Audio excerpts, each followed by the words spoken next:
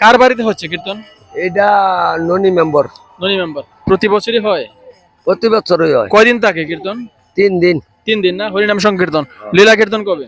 এটা আমি কই পারতাম না, লাস্টের মুসলমান। দিকে, লাস্টের দিকে। লাস্টের ও আচ্ছা, আপনার নামটা? আমার নাম জব্বর।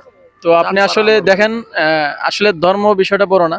ধর্ম আমরা হিন্দু, কিন্তু আমরা মুসলমান সম্বন্ধে জানি। উনি কিন্তু মুসলিম সম্প্রদায়, উনি কিন্তু হিন্দু সম্বন্ধে জানে, কারণ ওনারা পাশাপাশি বসবাস করে।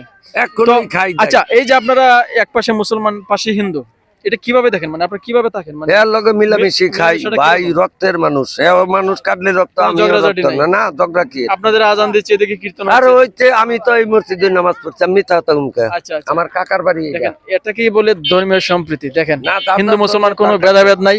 উনি কিন্তু অবলীলায় বলে দিয়েছে যে আমরা সবাই ভাই ভাই, এটাই সত্য কথা। মূল্যে আমার আমরা শরীর খাই। কাটলে যেরকম লাল রক্ত বেরোবে, ওনার শরীর কাটলে সেম রক্ত বেরোবে। তো আমরা আসলে বাংলাদেশটাকে এভাবেই দেখতে চাই, কোনো দাঙ্গা হাঙ্গামা এগুলো দেখতে চাই না। আমরা সাম্প্রদায়িকতা বজায় রেখে সবাই একে অপরের সাথে বন্ধুত্ব সুলভ আচরণ করে চলতে চাই, নাকি আঙ্কেল? হ্যাঁ। তো আপনার সাথে কথা বলে আসলে ভালো লাগছে। না ভালো, ভালো থাকবেন, দোয়া করবেন সবার জন্য। আপনারা